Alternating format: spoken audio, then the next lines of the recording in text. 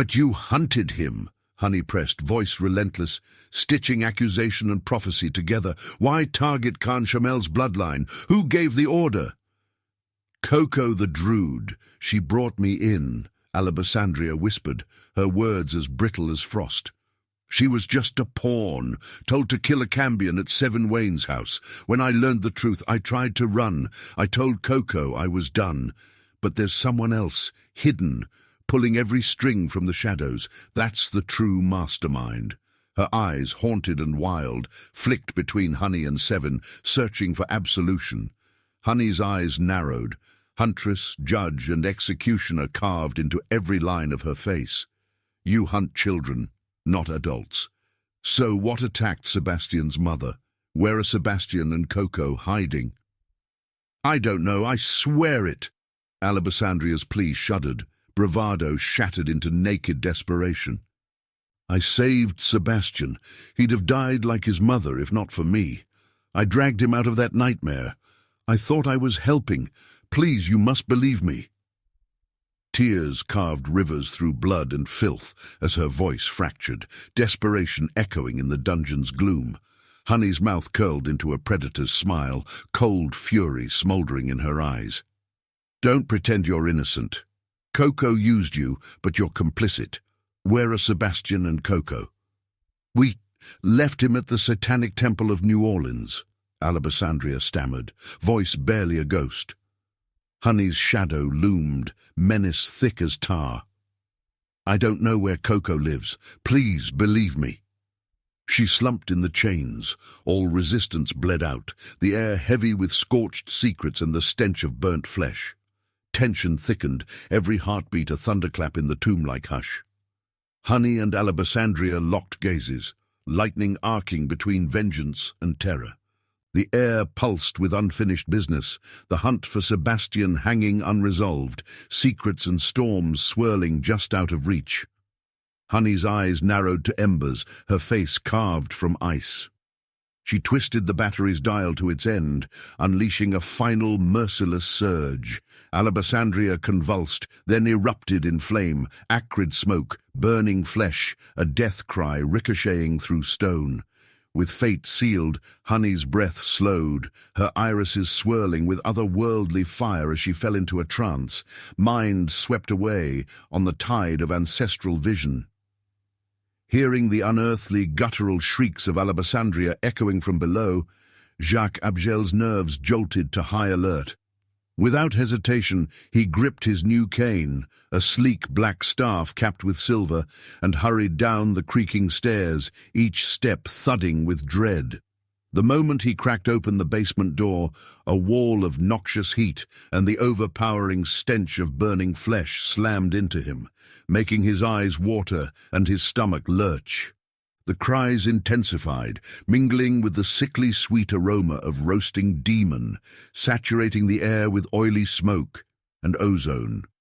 As he advanced, the thick haze grew almost suffocating, swirling around his legs and clinging to his clothes.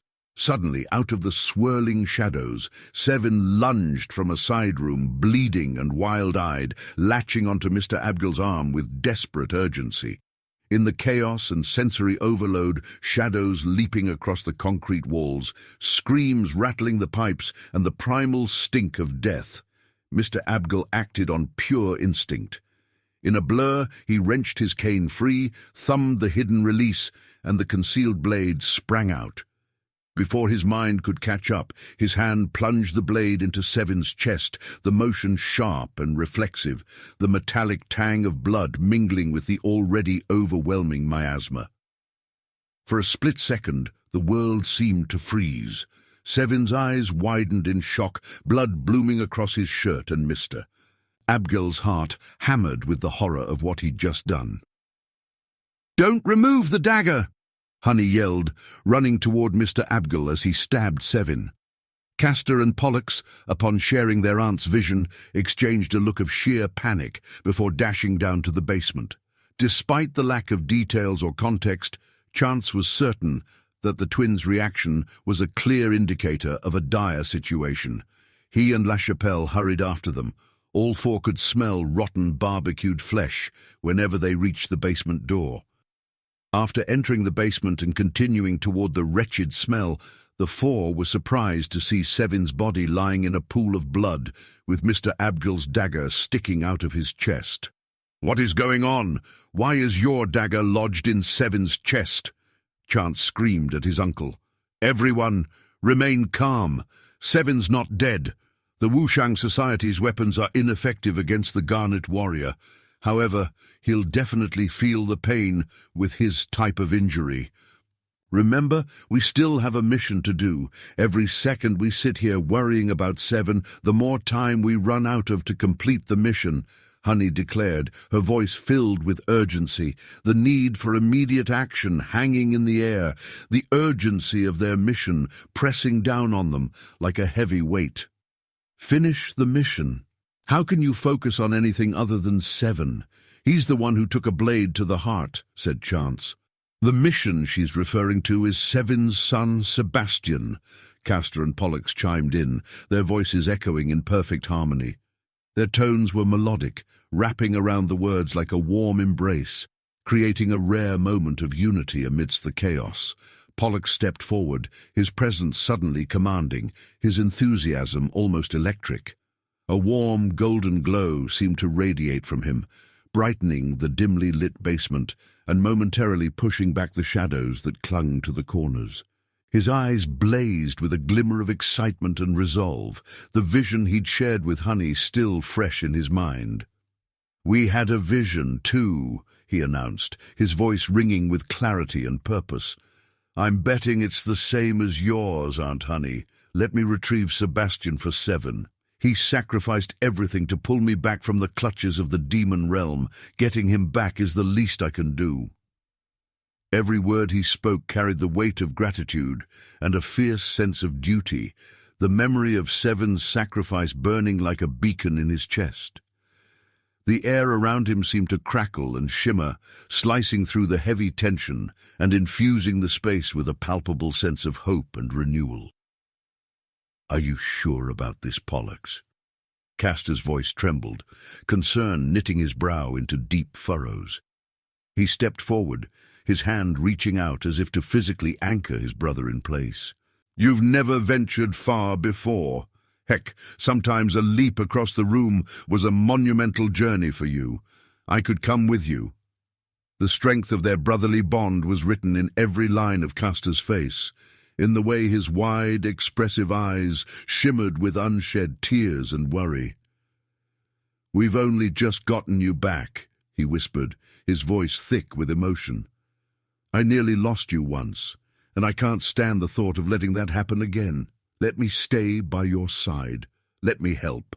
"Hold it right there!" Mr. Abgel's voice boomed through the basement, thunder wrapped in velvet, a patriarch's decree that bent the room to his will. His eyes sparked with a commanding fire, his presence a storm that silenced every sound. For a heartbeat, even the shadows seemed to freeze, caught in the gravitational pull of his authority. Honey rolled her eyes, a smirk flickering, half mischief, half iron. "Really, you sound like a thundercloud stuck in a tantrum. Just breathe. I need you here with Sevyn. Your blade started this storm. You'll get it back when the stars align." Arms crossed, she radiated unyielding command. "While you were stomping about, I combed the old scrolls. There's a summoning chant, an ancient melody that might heal Sevyn. But it's a labyrinth of magic, and I won't risk it until I know it'll work." "What scroll?" Mr. Abgel asked, uncertainty creasing his brow. "None of your concern," Honey replied, unwavering, her gaze steady as a warding spell. "You and Castor, your roles are written elsewhere. This moment belongs to Pollux and Chance. Pollux is new-forged, sharpened by trial, worthy of the trust." Her eyes flickered, doubt passing like a cloud across the moon. "To save Sevyn, the chant must be sung before fate slams the door shut." "Fine, I'll stay, not because you told me to." "Your plan makes sense," Mr. Abgel conceded, resignation in his tone but resolve in his eyes. Are we just going to ignore that awful smell? Seriously, what is that? Chance exclaimed, his face twisting in disgust as he pinched his nose. The stench was so thick it seemed to ooze from the walls, making his eyes water and his stomach churn. Demon interrogation, Honey said, voice cool as ice, dismissing the chaos with a flick of her hand. Alabasandria coughed up Sebastian's location and her handler's name. Once Sevyn's breathing easy, we hunt Cocoa the Drude. Chance and Pollux will fetch Sebastian. Then we all meet back here. War Council, next moves. And La Chapelle? Chance pressed, concern etched on his face. This isn't about your girlfriend, Chance, Honey snapped, voice slicing through the air. Power shimmered at her fingertips, a swirling portal unfurled, rimmed in gold, shimmering like sunrise on water. The gateway pulsed, an open wound in reality, leading to Honey's own realm, birthplace of Sebastian and the secrets that waited beyond. Don't worry for me, La Chapelle said gently, her voice a balm of moonlight and resolve. My place is at the palace, but I'll find you here at journey's end. She stepped into the portal, her shape dissolving into liquid gold, her farewell a shimmer that lingered after the light had gone. Way to make her feel like she's part of the team, Mum, Chance quipped, rolling his eyes as he and Pollux stepped through the portal side by side. The portal's edges flickered and pulsed, casting prismatic patterns over their faces as they disappeared into the unknown.